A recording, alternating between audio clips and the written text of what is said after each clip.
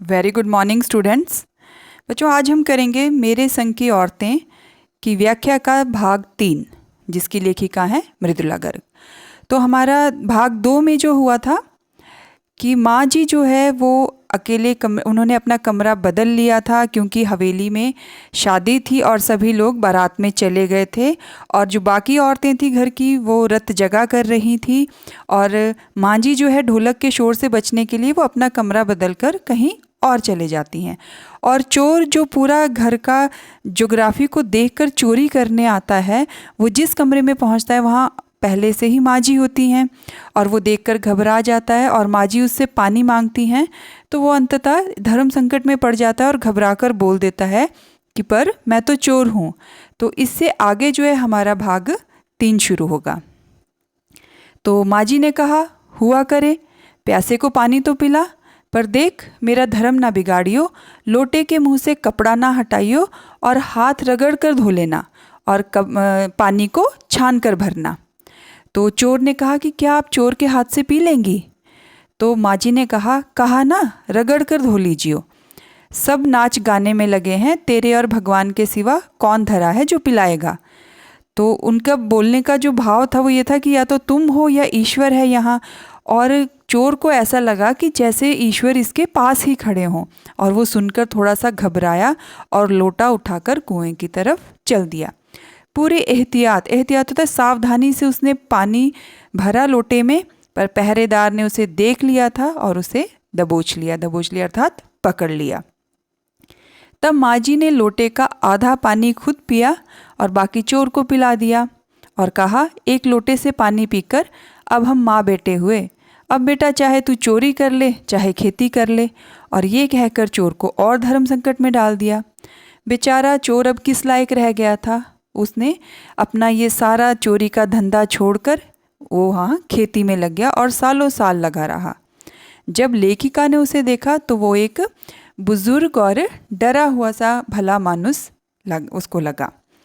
अब लेखिका कहते हैं कि खानदानी विरासत कहिए या जीवाणुओं का प्रकोप, उन दो सनकी बुढ़ियों के बीच में लेखिका अच्छी फंसी।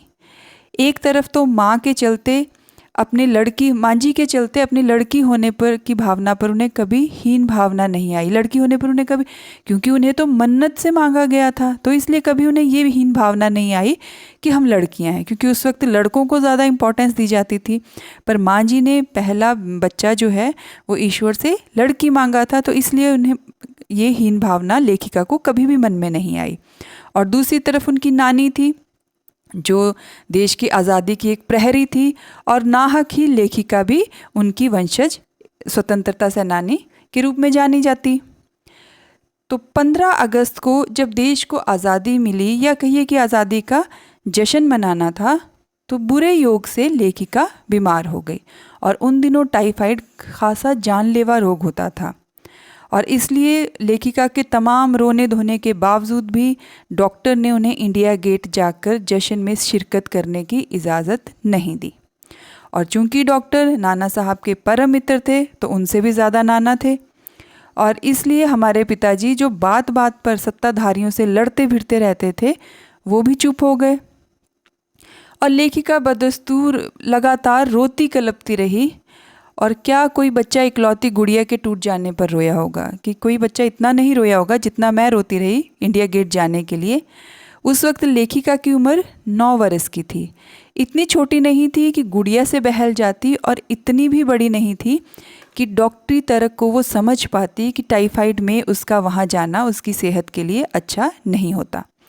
तो तंग आकर पिताजी ने उन्हें एक उपन्यास पकड़ा दिया जिसका नाम था ब्रदर्स कारामजोव। तो किताबें पढ़ने का तो उनको मिराक था। लेखिका को मिराक होता है एक मानसिक रोग की, एक उनको बहुत ज़्यादा तलब होती थी किताबें पढ़ने की।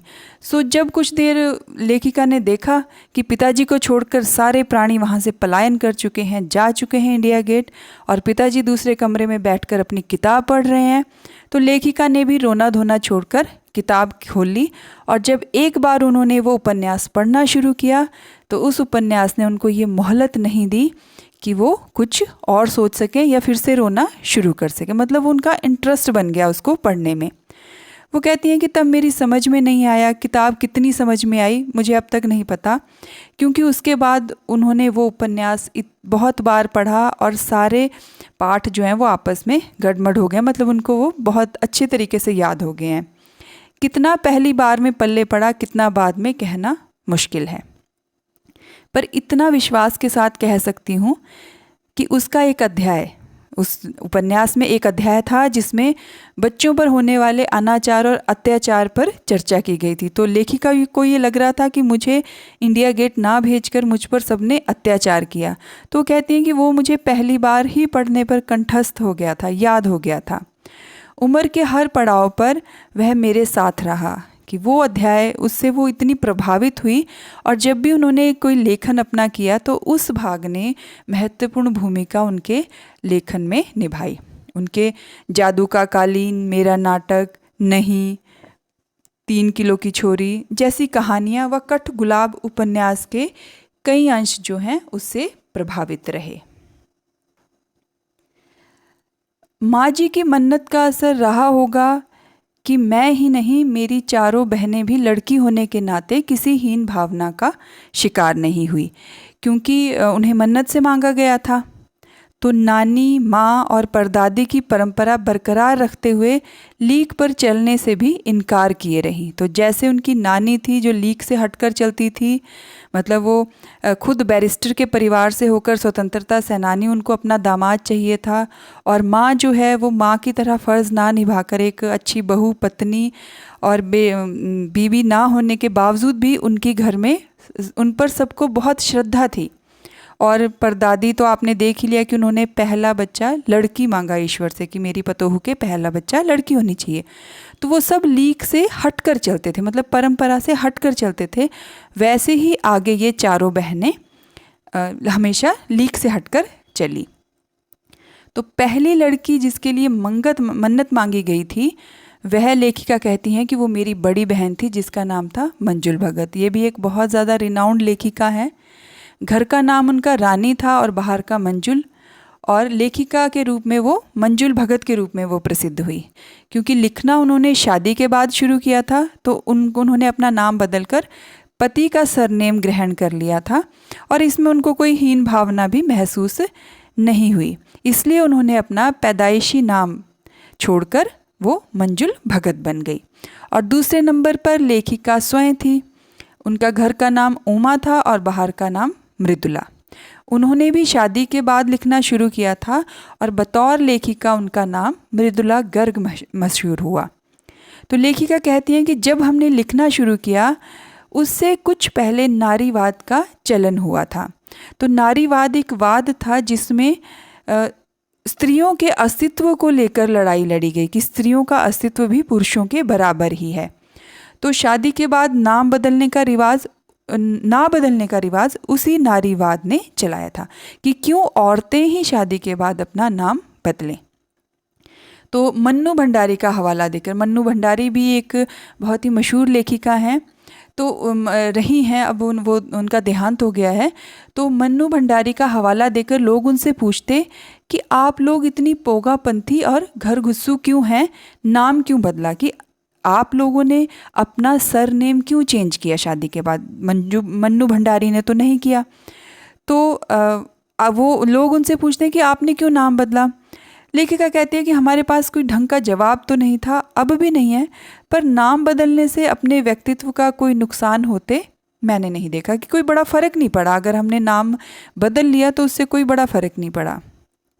पूछने को तो पिताजी से लोग यह पूछते थे कि 5 बेटियों से आपका मन नहीं भरा, जो हर बेटी के 2-2 नाम रख छोड़े हैं। मुझसे छोटी बहन, घर का नाम गौरी और बाहर का नाम चित्रा, पर वो लेखिका नहीं थी। उसका कहना है वह इसलिए नहीं लिखती क्योंकि घर में कोई पढ़ने वाला भी तो होना चाहिए, क्योंकि 3 बहनें लेखिकाएं थीं और एक जो भाई था वो भी लेखक बना।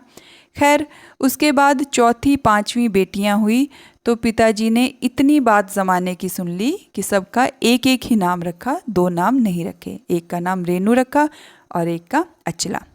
तो 5 बहनों के बाद उनके एक भाई हुआ जिसका नाम राजीव था, और मज़े की बात यह है कि बीच की 2 बहनें ही लेखन से बची रही।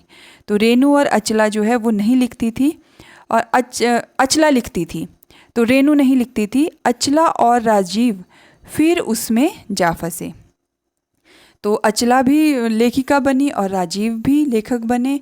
अचला लेखिका से 8 साल छोटी है और वक्त के बदलाव की लाज रखते हुए अंग्रेज़ी में लिखती है, क्योंकि नया ज़माना आया तो अंग्रेज़ी भाषा का प्रभाव भी बढ़ा, तो वो अंग्रेज़ी में लिखती हैं।